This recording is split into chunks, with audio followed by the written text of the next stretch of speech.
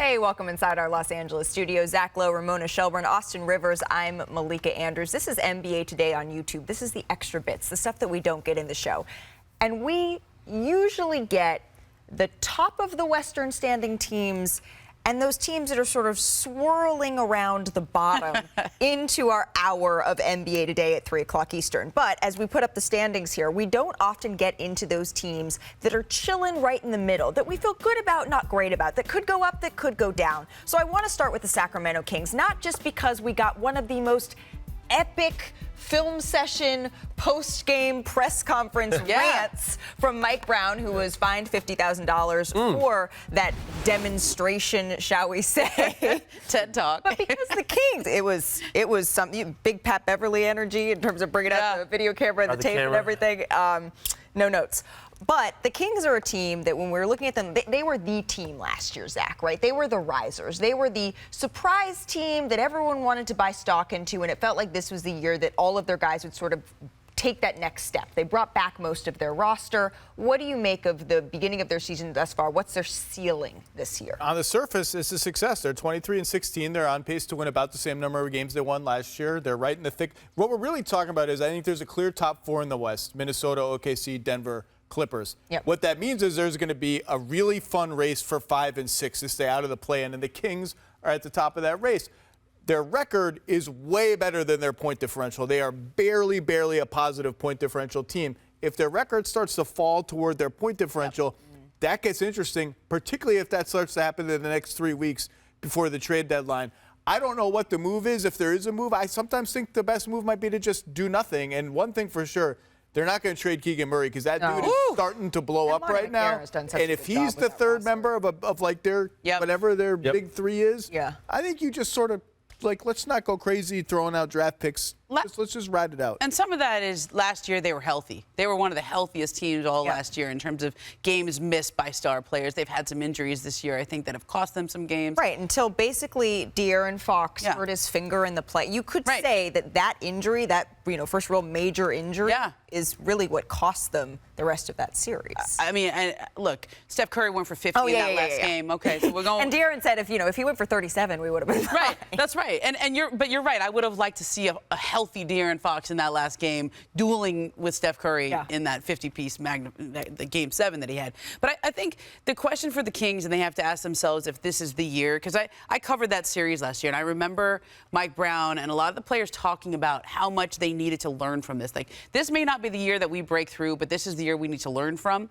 And I remember thinking that a lot of that talk was almost premature because they were still in it. It was still Game 7. They had blown the series lead. They were up in that series. They had a chance to knock out Golden State. But this is the year you take the step forward, right? And if they don't do that, when do you start to wonder if your ceiling is high enough with this group? Because I think Zach's right. I think Keegan Murray has taken that jump. I think he can be the big three. But does that give you a high enough ceiling? I think it definitely raises the ceiling. If you weren't having this type of play from Keegan, then you start to have the concern whether do we need more firepower, do we need to add another guy? But when you have a third option who's elite, and now puts your team in a different category, and then you add to that the firepower and the shooting that they have, whether it's Malika Monk coming off the bench, who's always a Sixth Man of the Year candidate. They have who's the redhead man? Kevin Huerter. Kevin Huerter, they're my guy. Red Velvet. But he's capable. You know what I mean? And even when a guy's struggling, if you're classifying the NBA as a shooter on that scouting report, is a guy you're hugged up on. And he creates space for that pick and roll action with Sabonis and one of the most electrifying point guards in the NBA, De'Aaron Fox. Health is there. They have a talented, passionate coach. One of my favorite clips is Mike Brown before the year screaming at Malik Monk, who's a vet, to do something, whatever it was in practice. That just shows accountability, where they're at.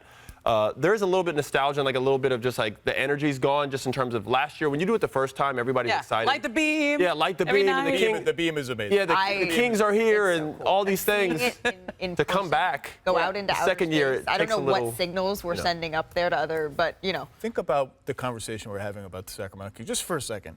Talking about what their ceiling is. How high is their ceiling? Sabonis and Fox. for 15 years, Yeah. they didn't have, the ceiling had holes all over the place. There was no functional ceiling at beams all. all through This is it's all gravy for the Kings right now. It's all good. Well, is it all gravy for the Dallas Mavericks? Because they had one of the more, if not most, disappointing seasons in the NBA last year, just fizzling out of the play-in completely. There were questions bubbling up about Luka Doncic, about Kyrie Irving, about their long-term fit, about Luka's long-term future in Dallas. They've had a bunch of injuries this year. The emergence of Derek Lively, the second, has been one of the great stories of the NBA. Luka's been calling for, I need a big, I need a big, I need a big. That was their answer. We don't see rookies step into that role very often.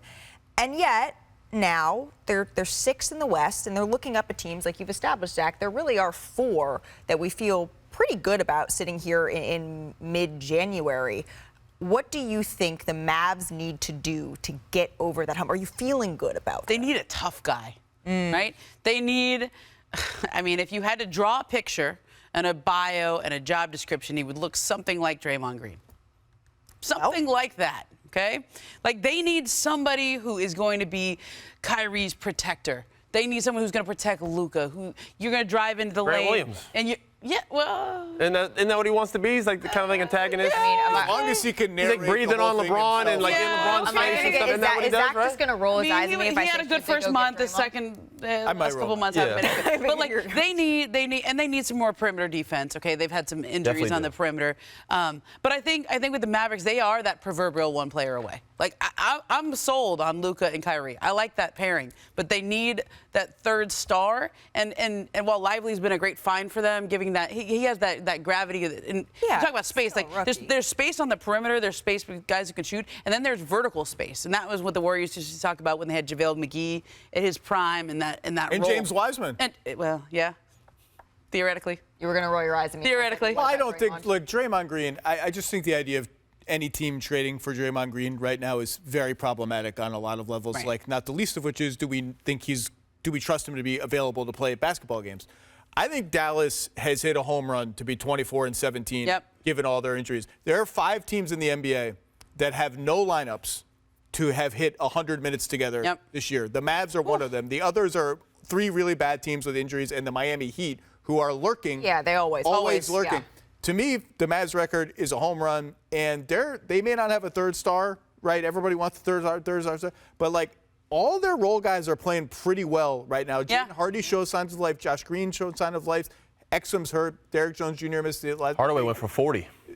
Like He can do that. They've won 2 recent games without Luka. Like this is a rock solid team, and like I wouldn't. Luka by himself is terrifying in the playoffs. I wouldn't be excited to play this team if they get in the playoffs. They could definitely win a round and be. Kyrie's had 40 in 2 of the last 3 games without Luka. Kyrie is vindicating that trade. I didn't like that trade for the Mavs. I was just I wouldn't be in the Kyrie business right now. He has paid that trade off. He's been outstanding. I couldn't agree more. All right, Austin, let's end with the 7th-seeded New Orleans Pelicans. We've often said this team will go as Zion Williamson goes. And for the large part of this year, knock on wood, we're sitting here in, I keep saying, is it mid, is it late January, whatever. Mid-January. And Zion Williamson has largely been available for his team. How are you feeling about New Orleans? I like their team.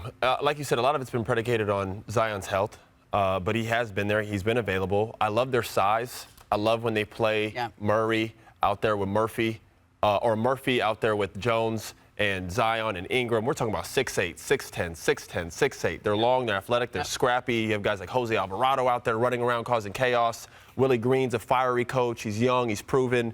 They seem to believe in him. There's a lot of passion there.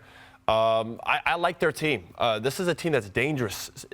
New Orleans for me, are they a contending team? No. They are a matchup nightmare, though, for a lot of teams. Right. They're a team that you get in a playoff series versus a certain team that struggles versus length, and New Orleans could give a lot of problems to teams. I think they're one of the deepest teams in the Western Conference, or maybe even in the whole league. If you look at 3 through 9. It was certainly clear the other night against the Golden State Warriors. Yes. Right? And even, like that, they tried to be deep almost out of necessity because their top 2 guys are hurt a lot, in Ingram and Zion. Yeah. And so the rest of the guys, though, like you take any one of those guys 3 through 10 even. Yep. And you put them on another team, and they're like, hey, we found somebody who's a key rotational player. And there's guys who get DNPs who are not even who would start for other teams. Who's that rookie? They have the shooter. Hawkins? Yeah, he's big Hawkins is time. good. I mean, yeah. he's a champ. I think they need to keep playing him. He's recently beat out Alvarado for kind of the last spot in the rotation. I know Jose Alvarado's a great story. He's a good player. I just think Hawkins' skill set is it's not close. really rare. Right. Pelicans are a nasty team. They just let's see them get some time to get. This is You what used they've the word been craving. nasty several times. I know. I'm He's cranky. Okay. He's Zach Nasty, baby. Zach Nasty. let's Font give him them- immediately, please. Let's give them some time to marinate. Like their crunch time offense has been really bad all season. They've had a lot of bad late game losses, but this team really, in the scheme of things, McCollum, Ingram, Zion have like barely played together. Yeah. Let's give all they've been craving is like, can we get 30 straight games where we play together? So let's see it, and maybe we'll see what they have. So there were some questions when on Zion Williamson's contract, right? What was in there in terms of games played in order to sort of decipher for the Pelicans? This is the time to sort of get into, okay, whether or not long-term they want to be in the Zion Williamson business, if you will. And this year, it has been a step in the right direction for Zion. We also know that free agents, they don't necessarily look at New Orleans as a high destination market when you're looking at going there, right? Yeah, Austin can speak to that. If you are the New Orleans front office right now, how are you feeling about that now versus at the same time last year? I mean, fine. I think Zion has been very good this year. He has not quite looked like the force that he looked like a couple of seasons ago when he was healthy and was a candidate to make All-NBA. I think he came close to making it, just fell just short. But he's been very good, and he's been mostly healthy. And the next step is, they've talked pretty openly about his conditioning and his defense. And, if they get to the playoffs, you better believe, just like the Mavericks did yesterday, Kyrie was like every single possession, where's Zion? Bring him up in a pick and roll. That's a great point. That's going to be the test. That is the next step for them, is Zion's conditioning improving. That literally is the next step from this team being a good Western team to being someone that can go in the playoffs and really make some real noise. It ends and begins with Zion. Okay, so the Kings 5, the Mavs 6, the Pels 7, they're looking up at the Timberwolves, the Thunder, the Nuggets, the Clippers. Do you feel, of these three teams, anyone that you feel good about moving up into the top 4? No, I think that top 4 stays. Yeah, same. I agree. Top 4 stays pat. Now, whether they can upset one of those teams in the playoffs is I got another team that's going to upset somebody in the playoffs. Who's your team that's going to upset somebody in the playoffs? I don't think people want to play Phoenix in the playoffs. Yeah. I definitely do not. People can say whatever they want about how they're playing right now, but you get all three of those guys healthy in the playoffs, that is the last team you want to play in a 7-game series. Well, and I think they're finally figuring out how to play together, right? Yep. So the debate all year is who's the point guard? Okay, is it Book? Is it Bradley Beal? I still think they need one. That's my personal opinion, but Well, you play that position, right? Kind of, know, yeah. But still in your early 30s. I don't know. I'm just. Hey, you know I'm what? not I trying really to get appreciate you a advocating for me, I'm man. just That's saying, like the second time she's done that today. It's so happened on this show before. It has. Tristan went from the That's true. from the desk to the later bench. Richard Matt Ishmael, what's up, man? Tristan Thompson. Now we're really off topic. Tristan Thompson, former colleague, current, I don't know what to call him. We were texting that dude could be 65 years old. You put him on the court for 15 minutes. He'll get some rebounds. He's going to make an rebound. Yeah. He's throwing dudes out of the way. They called him in the other day, if they miss a free throw, just secure the offensive rebound. He came in, he got that rebound. Trying to box out Tristan Thompson seems horrible. That should be like an all-star competition. Try to box out Tristan Thompson. Would you sign up for that? No, that would hurt. You know what? I would do it once. I would do it once. Yeah, I think I would want to see it. Yeah. All right. For Phoenix, I was just going to say this. For Phoenix to be the team that we need, we talk about them Tristan playing Thompson? together. Yeah, they need Tristan Thompson. They need Austin, right? They need myself. Are we talking about yourself in the third person now? I've entered a whole new low, right? All right. I think Malika Andrews now is saying, no, I can't do it. I can't do the third person. Nope.